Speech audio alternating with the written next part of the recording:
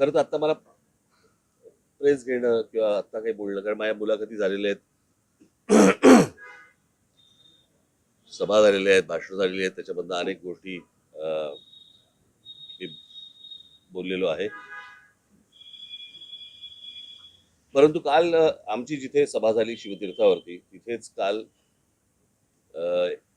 देवेंद्र फडणवीस आणि एकनाथ शिंदे आणि बाकी सगळ्या मंडळींची एक सभा झाली आणि त्याच्यामध्ये देवेंद्र फडणवीस असं म्हणाले की राज ठाकरे जे गौतम अदानीबद्दल जे बोललेले आहेत, तर त्याच्यामध्ये मग त्यांनी टाटा, अंबानी आणि इतर सगळ्या उद्योगपतींचा पण विषय काढला आणि त्या उद्योगपतींचं देखील ग्रोथ झालेली आहे अशा प्रकारे त्यांनी गोष्ट सांगितली. मुळात मी माझ्या भाषणामध्ये पण मी ही गोष्ट सांगितली होती, हा विषय कुठच्या उद्योगपतीच्या विरोधातला किंवा उद्योग समूह किंवा उद्योग येऊ नयेत याच्या विरोधातला हा विषय नाहीये. विषय आहे की उद्या अंबानी असतील, टाटा असतील, इतर उद्योग समूह असतील, बिर्ला असतील, कोणी हिंदुजा असतील, अजून कोणी लोक असतील, त्यांना इथपर्यंत पोहोचायला साधारणपणे 50, 60, 100 वर्ष लागलेली आहेत. पण यांच्याही पलीकडे एक माणूस जातो आणि तो 10 वर्षातच फक्त मोठा होतो. माझा विषय तिकडे आहे.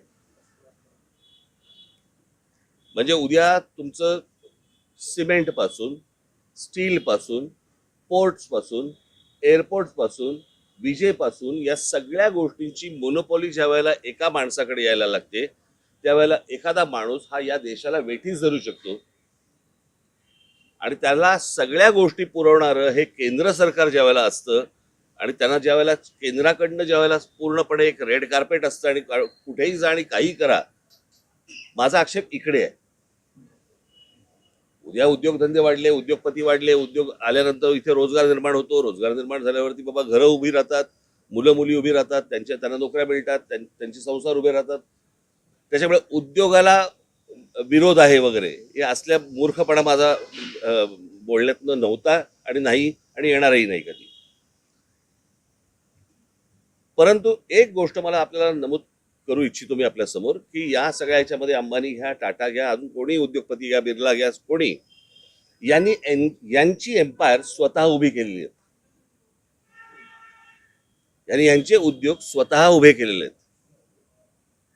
म्हणजे आज जर समजा तुम्ही विमानतळ ही एक जर समजा गोष्ट बघितली तर 7 का 8 विमानतळ आज गौतम अदानींना देण्यात आलेली आहेत केंद्र सरकारकडनं. आणि त्यातलं फक्त एक नवी मुंबईचं विमानतळ सोडलं तर एकही विमानतळ हे गौतम अदानींनी बांधलेलं नाही. ही दुसऱ्यांनी बांधलेली, दुसरे चालवत असलेली किंवा केंद्र सरकारच्या हातात असलेली ही सगळी विमानतळ आहेत. त्याच्यामुळे एक विमानतळ सोडलं तर दुसरं कोणतंही विमानतळ हे गौतम अदानीने उभं केलेलं नाही.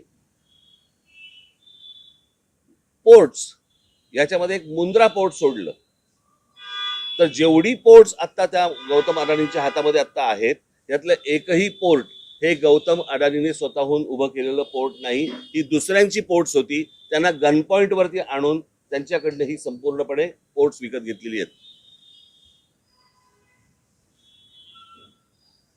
ज्या व्यवसायामध्ये गौतम अदानी कधीही नव्हते तो सिमेंटचा व्यवसाय, ज्याच्यामध्ये ते कधीही नव्हते, याच्यामध्ये ते अल्ट्राटेक आणि अंबुजा आणि इतर ज्या काही कंपन्या आहेत या विकत घेऊन हा माणूस आज या क्षणाला 2 नंबरला सिमेंटच्या व्यवसायामध्ये गेलेला आहे. आज बिर्ला 1 नंबरला आहे, 2 नंबरला हा. गेल्या 10 वर्षामध्ये एक माणूस सिमेंटच्या व्यवसायामध्ये 2 नंबरला जातो, दुसऱ्यांचे व्यवसाय खेचून, दुसऱ्यांचे व्यवसाय हातामध्ये घेऊन. पॉवरचं पण तसंच आहे, स्टीलचं पण तसंच आहे, अनेक उद्योग तसे आहेत.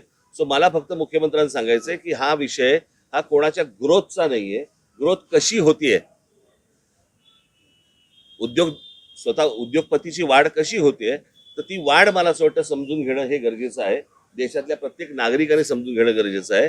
उद्या हा एकच माणूस या देशाला वेठीस धरू शकतो याचं उत्तम उदाहरण जर समजा आता आपल्याला बघायचं असेल तर जे या देशामध्ये आता इंडिगोने केलं, संपूर्ण सगळा देश अख्खा स्टँड स्टिलवरती आणला आणि सगळी विमानतळ ज्या वेळेला आज बंद झाली, 65% आज हवाई वाहतूक ही एकट्या इंडिगोकडे देण्यात आली आणि त्याच्यातनं एका एअरलाईनने व्यवसाय बंद केल्यानंतर किंवा ठप्प केल्यानंतर देशाचे काय हाल होतात हे आपण पाहिले.